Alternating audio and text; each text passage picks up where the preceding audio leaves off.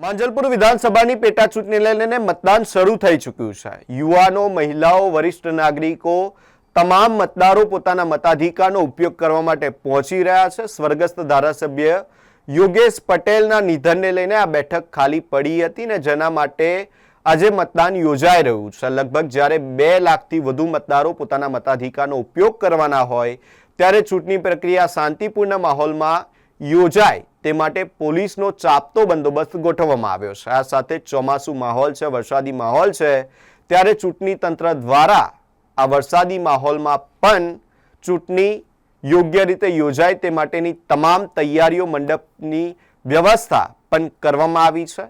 આ ચૂંટણી કે જેમાં ભાજપ અને કોંગ્રેસ વચ્ચે સીધી ટક્કર જોવા મળી રહી છે। ભાજપના ઉમેદવાર સત્યેન્દ્ર ઉર્ફે સતીશ પટેલ અને કોંગ્રેસ તરફથી ભીખાભાઈ રબારી આ ચૂંટણીના મેદાનમાં છે।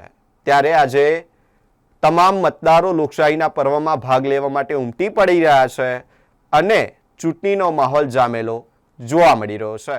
મતદાન આપણે જેમ સવાર સાંજ ભોજન કરીએ છીએ એટલું ઉપયોગી છે, એટલું જરૂરી છે અને કરવું જ જોઈએ। તમારા શું જોઈને મતદાન કરવું જોઈએ? કારણ કે જે પ્રકારે વાત છે કે અત્યારે તો it is very difficult to say શું જોઈને કરવું પડે, કારણ કે બહાર નીકળો એટલે ઘણી બધી તકલીફો તમારે જોવી પડે છે।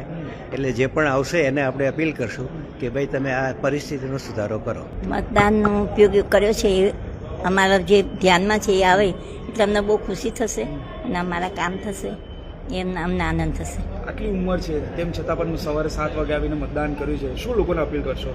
અમે લોકોને કહીશું કે મતદાન તો કરવું જ જોઈએ અને આપણા દેશ માટે એ સારું છે। બસ એ જ કે તમે યુઝ કરો, તમને વોટ કરવા મળે છે, ગવર્મેન્ટ તમને આપે છે, સો એવરીવને કરવું જોઈએ।